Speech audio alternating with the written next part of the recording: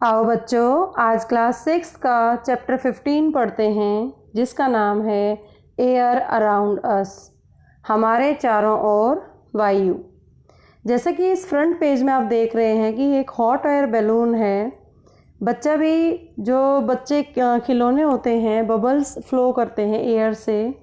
तो हमारे आसपास एयर है, लेकिन वो एयर हमें दिखाई नहीं देती। तो आज हम यही बात करेंगे कि एयर कहाँ है, कैसे उसका इस्तेमाल होता है और कैसे हमें रियलाइज़ होता है कि हमारे आसपास वायु है। चलो शुरू करते हैं। हवा क्या है?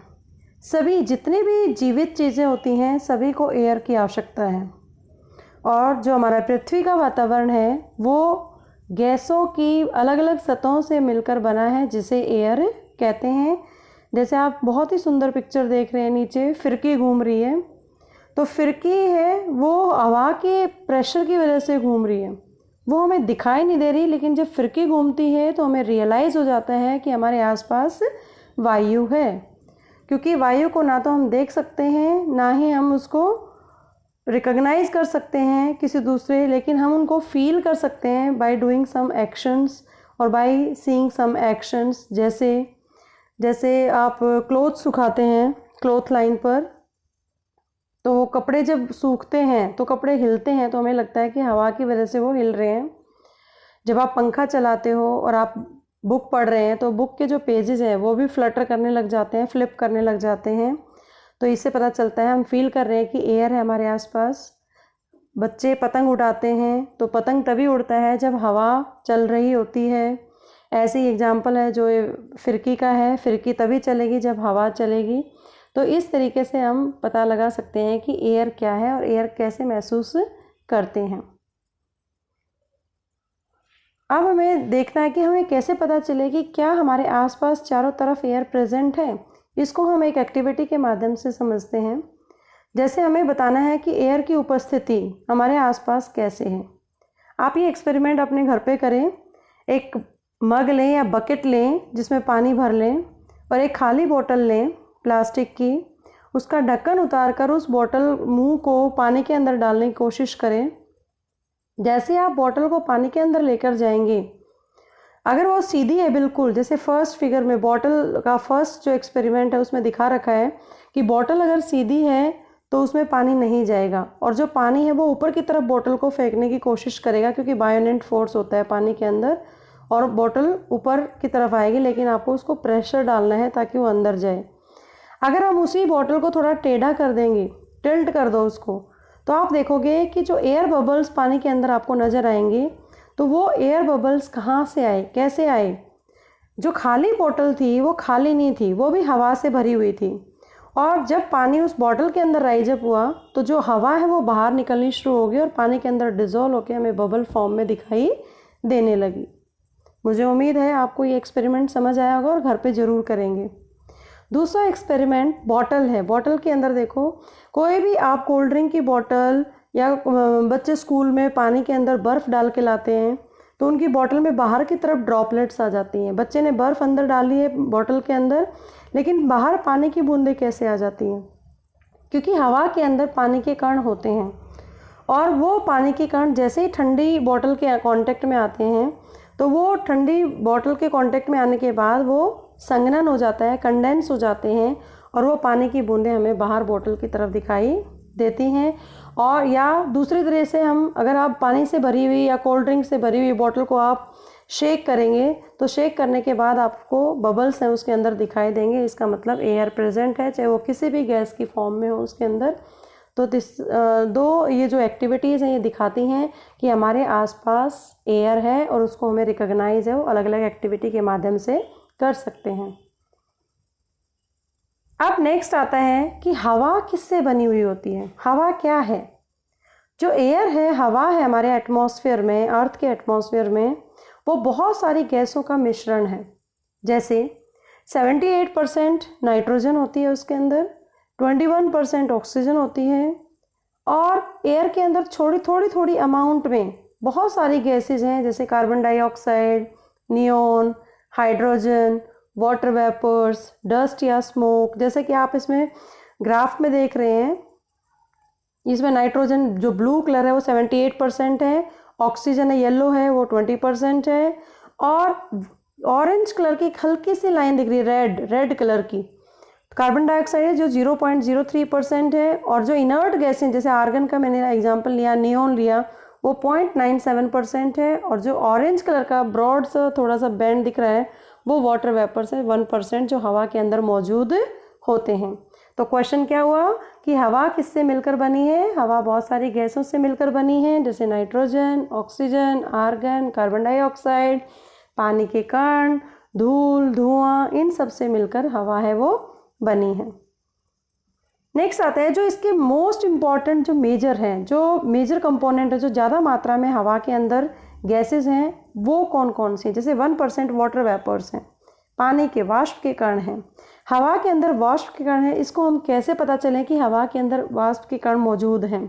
जो मैंने पहले भी एग्जांपल लिया, जैसे ये राइट हैंड साइड में ग्लास के अंदर कुछ आइस क्यूब्स डाली हुई हैं, और आइस क्यूब्स को उसको थोड़ी देर के लिए रख दो आप, बर्फ़ के टुकड़े डाल के ग्लास में, कुछ टाइम के बाद आप देखोगे ग्लास के बाद, जैसे आप देख रहे हो अभी, ग्लास के बाहर पानी के कण हैं वो आ जाते हैं। तो बर्फ़ क्या है, बर्फ़ ने बाहर की एयर के जब एयर बर्फ़ के कांटेक्ट में आई, तो जो हवा के अंदर पानी के कण थे जो गैस स्टेट में थे, और जैसे उसको टेम्परेचर कम हुआ उनका, वो लिक्विड स्टेट में आ गए, जिसको हम कंडेंसेशन कहते हैं, या आप संघनन कहेंगे उसको। ऐसे ही आपके घर में मम्मी सब्ज़ी बनाती हैं और सब्ज़ी बंद कर देती हैं, और आप खाना लेने के लिए जब जाते हो तो जैसे ढक्कन आप उतारते हैं कढ़ाई से या पतीले से, जो भी आपके पास वेसल है, तो आप देखोगे उस ढक्कन के ऊपर पानी की बूंदें हैं वो आपको नज़र आएंगी।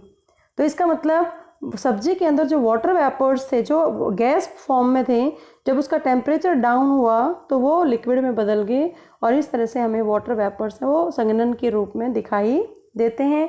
इसका मतलब हवा के अंदर पानी के कण मौजूद होते हैं। ये दोनों एक्सपेरिमेंट शो करते हैं।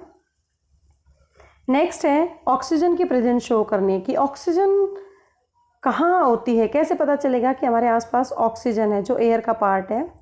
आप ये एक्टिविटी घर पे कर सकते हैं। एक टम्बलर लेंगे, 2 थालियाँ ली आपने, थालियों में पानी भर दें।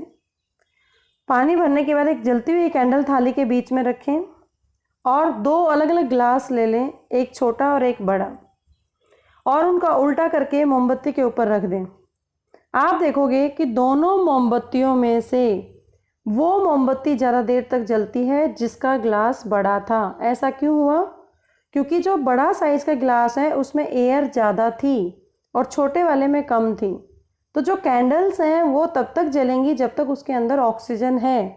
जैसे ऑक्सीजन ख़त्म हो जाएगी, पानी का लेवल ऊपर की तरफ आ जाता है और कैंडल है वो बुझ जाती हैं।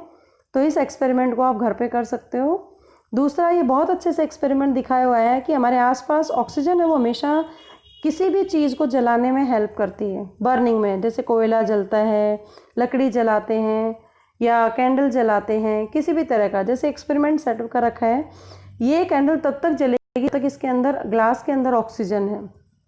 जब वो ऑक्सीजन यूज़ हो जाएगी तो ये कैंडल है वो जलना बंद कर देगी और बुझ जाएगी, और पानी का लेवल है इस ग्लास के अंदर ऊपर की तरफ राइज अप हो जाएगा। पानी का लेवल अमाउंट ऑफ ऑक्सीजन को शो नहीं करता। अमाउंट ऑफ ऑक्सीजन सिर्फ बर्निंग ऑफ कैंडल को जब तक जलेगी तब तक है उसके अंदर, लेकिन पानी का राइज होना इस ग्लास के अंदर वो ये बताता है कि ग्लास के अंदर एयर प्रेजेंट थी, और जब वो एयर यूज़ होगी कैंडल को जलाने में तो वो खाली होगी जगह और पानी का लेवल ऊपर की तरफ आ जाता है। तो हम दोनों माध्यम से बता सकते हैं कि एयर की, इसके अंदर एयर प्रेजेंट थी, और कितनी एयर थी वो उसको यूटिलाइज करने में हेल्प हुई। नेक्स्ट है नाइट्रोजन, जो कि हमने बताया था कि एयर के अंदर नाइट्रोजन 78% मात्रा में होती है। तो 21% ऑक्सीजन जब यूज़ हो जाती है तो बाकी जो 4/5 पार्ट होता है एयर का वो नाइट्रोजन होती है, जो मेजर कंपोनेंट है वो चीज़ों को जलाने में हेल्प नहीं करती। और नाइट्रोजन का इस्तेमाल मैक्सिमम जो इसमें दिखा रखा है पिक्चर्स के अंदर, वो क्लीनिंग के लिए यूज़ किया जाता है। अमोनिया की फॉर्म में क्लीनिंग के रूप में इस्तेमाल किया जाता है घरेलू सफाई के चीज़ों में। जैसे क्लीनर होता है, विंडो क्लीनर है, या पोछा लगाते हैं तो उसमें लाइजोल डाल देते हैं, तो उन सब में नाइट्रोजन होता है जो कि बैक्टीरियाज को किल करने में हेल्प करता है। नेक्स्ट है carbon dioxide, next component. Carbon dioxide की मात्रा कितनी थी एयर के अंदर? 0.03। इस एक्सपेरिमेंट को हम कैसे कर सकते हैं, कैसे पता करें कि कार्बन डाइऑक्साइड प्रेजेंट है? जब भी आप किसी बंद कमरे में कोई भी मटेरियल, लकड़ी जलाते हैं या अंगीठी जलाते हैं, तो आप देखोगे वहाँ पर सफोकेशन फील होता है, घुटन सी महसूस होती है। ये क्यों होता है? क्योंकि वहाँ पर एक्सेसिव कार्बन डाइऑक्साइड है वो प्रोड्यूस हो चुकी है, और जब तक लगातार वो जलती रहेंगी लकड़ी या अंगीठी, तब तक कार्बन डाइऑक्साइड की मात्रा बढ़ती रहेगी और सफोकेशन है वो बढ़ती रहेगी। कितनी बार हम न्यूज़पेपर में पढ़ते हैं कि बंद कमरे में 5 या 6 फैमिली मेम्बर्स की डेथ होगी क्योंकि उन्होंने अंगीठी जला रखी थी। तो कभी भी बंद कमरे में अंगीठी या लकड़ी जलाकर नहीं सोना चाहिए, क्योंकि वहाँ पर कार्बन डाइऑक्साइड प्रोड्यूस होती है, वो हमारे श्वसन में जाके हमें डेथ के कारण बन जाती है, हमारी डेथ का कारण बन जाती है। इसी तरीके से कार्बन डाइऑक्साइड है वो प्लांट्स और एनिमल्स के लिए कैसे उसमें प्रोडक्शन होता है। प्लांट्स, एनिमल्स आपको पता है कि ऑक्सीजन यूज़ करते हैं एयर से श्वसन के लिए, और बदले में कौन सी गैस रिलीज़ करते हैं? Carbon dioxide. इसी तरीके से प्लांट एलिमेंट के जो अवशेष हैं, जैसे लकड़ी है प्लांट्स का, एनिमल्स का जैसे उपले होते हैं, तो इस तरह की चीज़ों को जब हम बर्न करते हैं तो वो बर्निंग के लिए ऑक्सीजन लेते हैं। बिना ऑक्सीजन के वो चीज़ें नहीं जलेंगी, लेकिन उसके बदले में क्या प्रोड्यूस करते हैं? कार्बन डाइऑक्साइड, और दूसरी गैसेस भी इसके अंदर प्रोड्यूस होती हैं। तो ये कार्बन डाइऑक्साइड की प्रेजेंस है वो हमें एयर में पता लग सकती है। नेक्स्ट आता है धूल और धुआं, डस्ट एंड स्मोक। कोई भी फ्यूल, कोई भी ईंधन जब जलता है उसमें स्मोक है। इवन आप कैंडल भी जलाते हो, आप देखते होगे दिवाली पे कैंडल जलाते हो, उसमें धुआं निकलता है, या सिंपली आप घर पे कैंडल जलाओ या कोई भी पेपर भी जलाओगे उसमें भी धुआं निकलता है। तो स्मोक के अंदर बहुत सारी कुछ गैसेस होती हैं और कुछ फाइन डस्ट पार्टिकल्स होते हैं जो बहुत ही हार्मफुल होते हैं। आप लोगों ने देखा होगा ईंट बनाने के भट्टे होते हैं या बड़ी बड़ी चिमनीज़ होती हैं फैक्ट्रीज़ के अंदर, जो हार्मफुल स्मोक और गैस प्रोड्यूस करती हैं, जो हमारे नाक में अगर चला जाए तो हमारे रेस्पिरेटरी प्रॉब्लम्स हो जाती हैं। लेकिन अगर हम फैक्ट्रीज वो ऊंची ऊंची होती हैं, वो हमारे नाक के लेवल तक नहीं आती, धुआं ऊपर चला जाता है। लेकिन जो बर्ड्स फ्लाई करते हैं उसके ऊपर, उनके लिए बहुत डेंजरस है। तो ह्यूमन एक्टिविटीज़ को मिनिमाइज़ करना चाहिए ताकि प्रकृति में किसी भी तरह का नुकसान ना हो। अब हमें पता करना है कि डस्ट पार्टिकल हवा में कैसे प्रेजेंट होते हैं। इसको हम 2 एक्टिविटीज़ के माध्यम से देखते हैं। सबसे पहले, अगर कोई बंद कमरा है और उसमें एक हल्का सा होल है, डार्क रूम है बिल्कुल, और एक सनलाइट आती है, तो आपको इस तरह के डस्ट पार्टिकल वो नज़र आएंगे जो ब्यूटीफुली दिखा रखे हैं इसके अंदर। दूसरा है, सर्दियों में जब सनलाइट छनके आती है पेड़ों में से, तो आप देखोगे जो लाइट है उसके बीच आपको कुछ पार्टिकल डांस करते हुए नजर आएंगे, स्विंग करते हुए नजर आएंगे।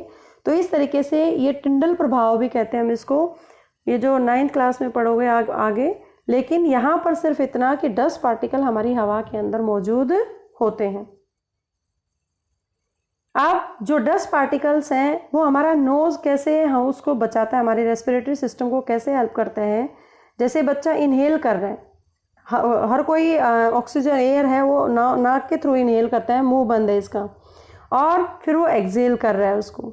तो जो नाक के अंदर डस्ट पार्टिकल हैं वो हमारे रेस्पिरेटरी सिस्टम में जा सकते हैं, लेकिन नाक के अंदर जो हेयर है या म्यूकस है वो डस्ट पार्टिकल को जाने से बचाते हैं, और इस तरीके से हमारी जो रेस्पिरेटरी प्रॉब्लम्स है वो होने से हम बच जाते हैं। कभी भी हमें मुंह से सांस नहीं लेना चाहिए, ताकि मुंह से सांस लेने से वो जो डस्ट है वो हमारी फेफड़ों में चला जाता है और वही हमें कई तरह की बीमारियों से ग्रस्त कर देता है। आपने देखा होगा जो पुलिसमैन होते हैं, ट्रैफिक वाले, वो हमेशा मास्क पहन के रखते हैं, क्योंकि जब ट्रैफिक चलता है रोड पर तो बहुत सारे धूल मिट्टी के कण हैं उनके आसपास घूमते रहते हैं। अगर वो मास्क नहीं पहनेंगे तो वो डस्ट पार्टिकल्स हैं वो उनके रेस्पिरेटरी सिस्टम में चल जाएंगे और उनको बीमारियां, फेफड़ों से श्वास संबंधी प्रॉब्लम है वो होने लग जाएगी। आई होप आपको ये चैप्टर समझ आया होगा। Please do subscribe and don't forget to like too. Thank you so much.